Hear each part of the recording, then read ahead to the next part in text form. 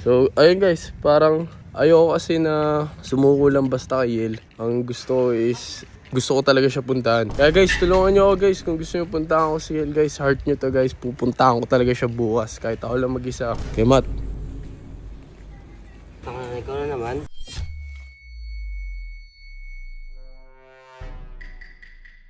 Yo guys, magandang hapon sa inyo lahat. Nandito ako ngayon sa village namin. Nag-iikot-ikot ako kasi nahanap ko si Radic eh. Hindi ko siya mahanap talaga eh. May maganda sana akong gagawin kasi di ko siya mahanap eh. So ayun guys, parang ayoko kasi na sumuko lang basta kay Yel. Ang gusto ko is, gusto ko talaga siya puntahan. Gusto ko talaga siya puntahan guys. At medyo nag-aalinlangan din ako guys kung pupuntahan ko siya. Pero gusto ko talaga. Susubukan ko bukas guys. Kaya kailangan tulong nyo guys. Heart nyo to kung gusto nyo na punta ako dun si Yel. Kahit ako lang mag-isa, lalaban ako dun. Punta ako siya mag-isa, susuyuin ko yun. Hindi ko hayaan na mapunta kay Radic yun. Mga ganong klaseng tao. Kaya guys, tulungan nyo ako guys. Kung gusto nyo punta ako si Yel guys, heart nyo to guys. Pupuntahan ko talaga siya bukas. Kahit ako lang mag-isa. Papakita ko kay Radic kung gaano ako lupit. So, pabalik na ako sa bootcamp.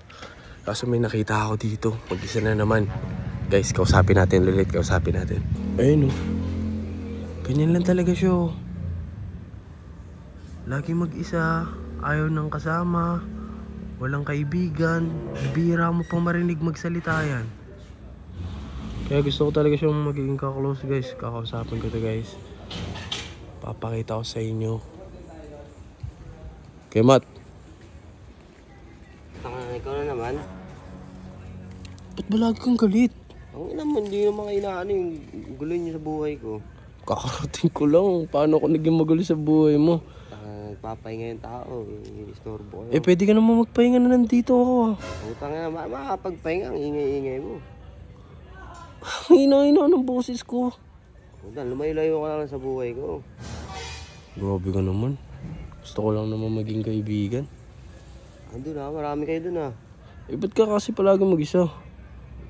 Paalam nyo ba sa buhay ko? Pinapakailaman ko ba kayo? Hindi naman sa ganun. Eh, syempre, gusto ko lang din naman makilala ka ng lubos.